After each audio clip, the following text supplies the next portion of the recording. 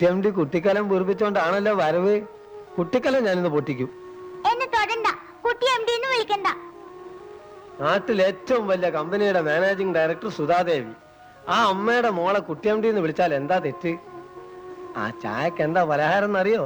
Rashmi mock ഇഷ്ടപ്പെട്ട ഉണ്ണിയപ്പം.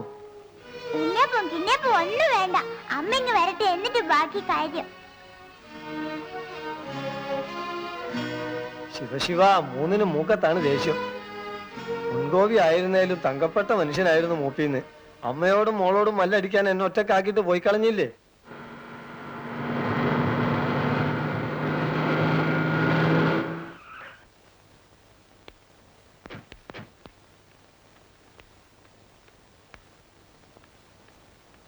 അമ്മാവ, lions ക്ലബിന്റെ മീറ്റിംഗ് ഉണ്ട്. ഇടയ്ക്ക് ആരെങ്കിലും ഫോൺ ചെയ്യുകയാണെങ്കിൽ ഞാൻ വരാൻ വൈകുമെന്ന് പറഞ്ഞാൽ മതി.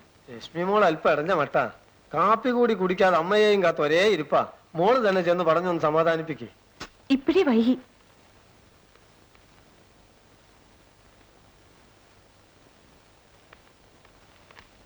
മോളെ,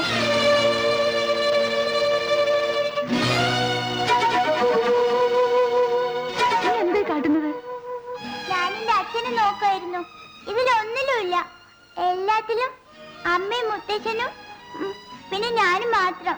ഇനി അച്ഛൻ കത്തെഴുതുമ്പോ ഒരു ഫോട്ടോ അയച്ചു തരാൻ എഴുതാം. നീ ഇപ്പൊ പോയി കാപ്പ് കുടിക്കും. ഇല്ല, ഇന്ന് എനിക്ക് നേരെ അറിയണം. എന്റെ അച്ഛൻ ജയിലല്ലേ, അതും ആരും കൊന്നതിന്.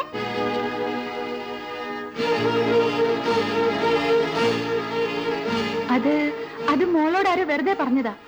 അല്ല, സ്കൂളിൽ വെച്ച് എന്റെ ഫ്രണ്ട് പറഞ്ഞു. ഇത്രയും കാലം അമ്മ നുണ പറഞ്ഞല്ലേ, സത്യം പറഞ്ഞാലേ ഞാൻ അമ്മയെ വിടൂ. എല്ലാം അറിയണം നിനക്കല്ലേടി. മുളച്ച് രണ്ടില വിരിഞ്ഞില്ല, അതിനുമുമ്പ് ഇത്ര അഹങ്കാരം. ഓസുരവിത്ത്. അതെ, നിന്റെ അച്ഛൻ കൊലയാളി തന്നെയാ. നിന്റെ മുത്തച്ഛനെ കൊന്ന കുറ്റത്തിന് ജയിലിൽ കിടക്കുന്ന കൊലപ്പുള്ളിയുടെ മോളാ നീ. തൃപ്തിയായില്ല നിനക്ക്? എന്താ മോളെ ഈ കാണിക്കുന്നത്? അത് ഈ കുഞ്ഞിനോട് ഇവളുടെ മനസ്സ് വേദനിക്കരുതെന്ന് കരുതിയ ഞാനിതൊക്കെ ഒളിച്ചു വെച്ചത്. ഒടുവിൽ കള്ളപ്പുള്ളിയെ പോലെ ഇവൾ എന്നെ വിസ്തരിക്കാൻ തുടങ്ങി. മോള് ഇതത്ര കാര്യമായി എടുക്കണ്ട. മോള് കരയാതെ.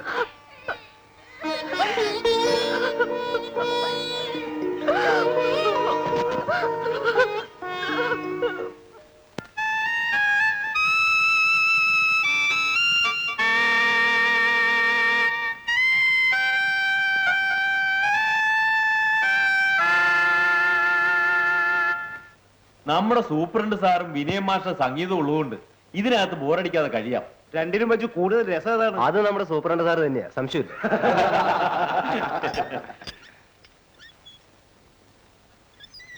സുകുമാരൻ പുറത്തേക്ക് വരൂ. സുകുമാരനെ കൊണ്ടുപോയി സുകുമാരക്കുറിപ്പ് ആക്കല്ലേ സാറേ? അതും അതിന്റെ അപ്പുറം ഇതിനകത്ത് നടക്കും. തന്റെ ഭാര്യ വന്ന് കാത്തു നിൽക്കുന്നു, കാണണമെങ്കിൽ വാ. സുകുമാരന്റെ ഒരു സന്തോഷം കണ്ടോ? ഇനി ഇല്ലാതിരിക്കുമോ? അവനിവിടെ വന്നിട്ട് 5 ദിവസമേ ആയുള്ളൂ. മാഷ് വന്നിട്ട് 5 കൊല്ലമായി. ഇതുവരെ മാഷെ കാണാൻ ആരും വന്നു കണ്ടിരുന്നില്ല. മാഷക്ക് സ്വന്തക്കാരുമില്ലേ?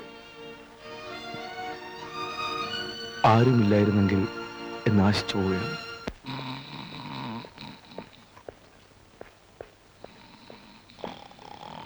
സാർ,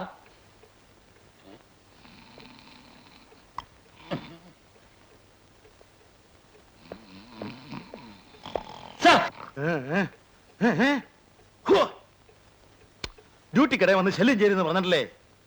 എന്താ വേണ്ടത്? വിസിറ്റേഴ്സ് ബുക്കിൽ കൗണ്ടർ സൈൻ ചെയ്യണമല്ലോ സാർ. ഓരോ ശല്യങ്ങള്. ഒരു ഫീമെയിൽ വിസിറ്റർക്ക് മാത്രമേ ഞാൻ അനുമതി കൊടുത്തിട്ടുള്ളൂ. ആ സ്ഥാനത്ത് 2 പേരെ കയറ്റിവിട്ടതാരാ? അവനെ ഞാനിന്ന് ഇതുമായി ബന്ധപ്പെട്ടിട്ടുള്ള എല്ലാത്തിന്റെയും തൊപ്പി പോയത് തന്നെ. ഒരക്ഷരം വേണ്ടി പോരുത്. ഭദ്രമേനോൻ സൂപ്രണ്ടായിരിക്കുന്ന ഈ ജയിലില് ഇത്തരം അഴിമതി നടക്കാൻ ഞാൻ അനുവദിക്കില്ല. എല്ലാത്തിനും തൊലയ്ക്കും, വീട്ടിൽ വന്ന തൂക്കിലിട്ടുകളെയും.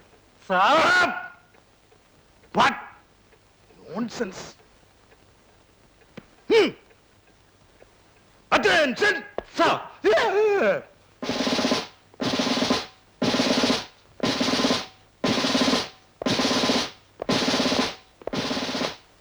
അനുവാദമില്ലാതെ ഇതിനകത്ത് കടന്നു വന്ന വിസിറ്റർ എവിടെ? I will shoot him. ഇവർ 2 പേര് മാത്രമേ വിസിറ്റേഴ്സ് ആയിട്ടുള്ളൂ സാർ. കൂടെയുള്ള ഒരു കുട്ടിയാണെന്ന് തനിക്ക് പറഞ്ഞ് തൊലയ്ക്കാമായിരുന്നില്ലേ? ഇഡിയറ്റ്. അതിന് വാതുറക്കാൻ സാർ സമ്മതിച്ചില്ലല്ലോ. ഞാൻ എന്താ തന്നെ വായി കയറിയിരിക്കായിരുന്നോ? വിവരമില്ലാത്തവൻ. നോൺസെൻസ്. സർക്കാർ വക തൊപ്പി തലയിൽ കയറി കഴിഞ്ഞാൽ പിന്നെ ഒറ്റ എണ്ണത്തിനും വിവരമില്ല. അഹങ്കാരികൾ. നോൺസെൻസ്. പിച്ചേ, മുട്ട്. Left, right, left, right, left, right, left, right, left, right, left, right, left, right. എന്തേ?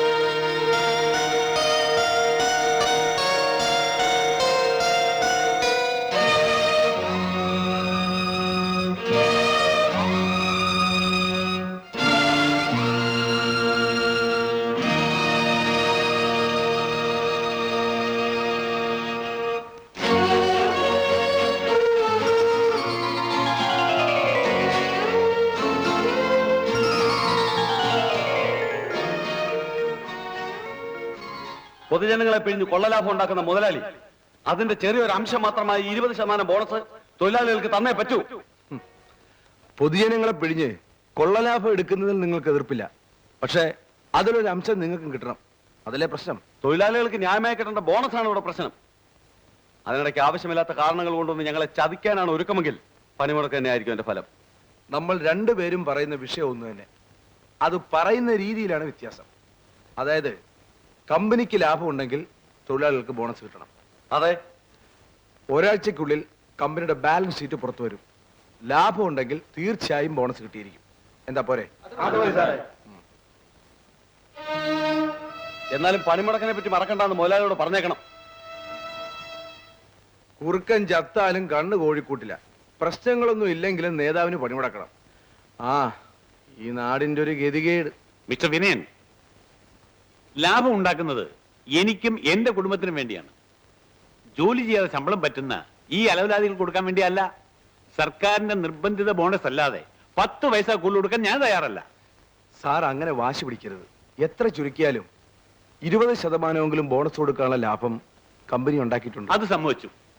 ഈ കൊല്ലം കുറെ ലാഭം ഉണ്ടായിട്ടുണ്ട്. പക്ഷേ നമ്മുടെ എതിരാളികൾ അവരുടെ എല്ലാ എക്യുപ്മെന്റ്സും മോഡേണൈസ് ചെയ്ത് കഴിഞ്ഞു. നമ്മുടെ ഈ പഴയ എക്യുപ്മെന്റ്സ് വെച്ച് എത്ര കാലം നമുക്ക് പിടിച്ചിരിക്കാൻ കഴിയും? അത് മിസ്റ്റർ വിനയൻ ചിന്തിച്ചോ? സാർ ഇപ്പൊ പറഞ്ഞാൽ കാര്യമുണ്ട്. മോഡേണൈസ് ഓർ പെരിഷ് എന്ന നിലയാണെന്ന്.